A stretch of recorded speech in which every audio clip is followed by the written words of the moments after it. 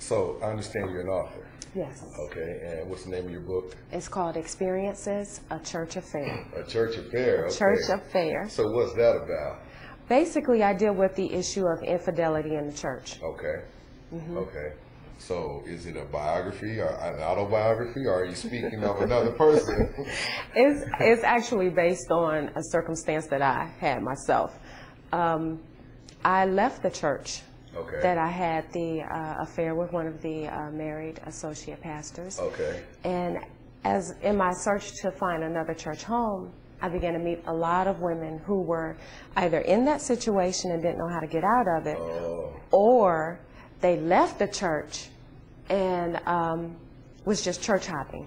So okay, now you had an affair with the minister. Do you find that to be common? I mean, is that an isolated case? Are you the only one in the country who's ever done that? Is that an isolated incident, or how common? Do you find that to be something that's prevalent in many of the churches? Of course, I find it to be very prevalent. There's nothing new under the sun. This has been going on for years and years. Is there an attraction to men? I mean, because I know that a lot of ministers have egos. They have a lot of people coming up to them, wanting them to pray for them, and actually agreeing with everything that they say and things like that. Is there an innate attraction that women have toward the ministers? Because the church is 70% women. When we're talking about the black church, it's 70% female. I mean,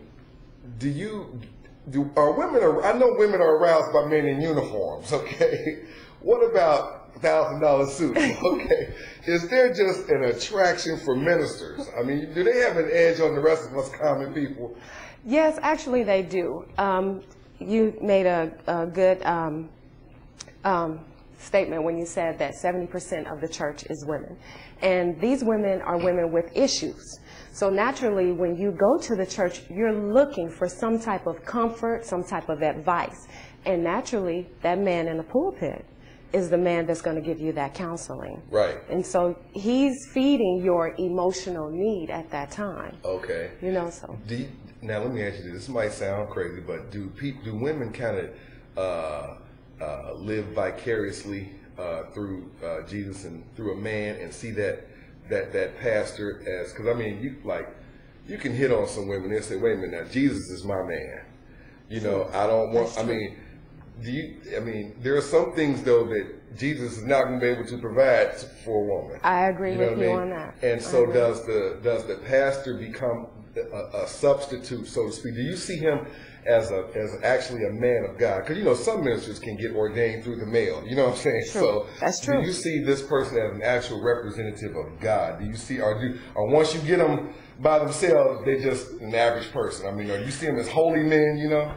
I can't say about every pastor. Right. However, in my situation, he was more so that father figure that I lacked. Okay. Growing up. So naturally, he was older than you? Exactly. Okay. So naturally, when I reached out to him emotionally, okay, he knew everything. They say that if you display too many of your weaknesses to somebody, they know how to get you. And for me, it was more so comforting, crying on his shoulder, and his. So how did it happen? I mean, when you met him, did you go up to him and you say, "Hey, how did you know that this thing was gonna?" I mean, did he offer to pray over you, or pray under you, or pray around you, or behind you, or what? I mean, Well, with any man and woman, the first attraction is going to be physical. Okay, so it was attraction. Okay. So when I first saw him, yes, there was a physical attraction between the both of us. Okay. However, I did do, as you say, the other older women in the church will do, say, Jesus is my man, and I pulled back. But the opportunity presented itself for me to actually go up for prayer one day. Okay. And I went up for prayer. Now, was a prayer laying of hands? Because there's different kind of prayers. Okay. No. Laying of hands. Okay. It was more so, what do you need prayer for? Oh, that like kind that. of thing. Okay, I got you. That kind of thing. Okay, so, it's one of those, I'm checking you out. Is he the first minister that's ever hit on you? No. Okay. No, he's not. Now, is this a mega church? Yes. And it's based right here in Atlanta? Based in Atlanta. So, I guess we have about maybe, 3 or 4 mega churches in the city. So you're trying to narrow it down. Well, I'm trying to squeeze that juice out of you.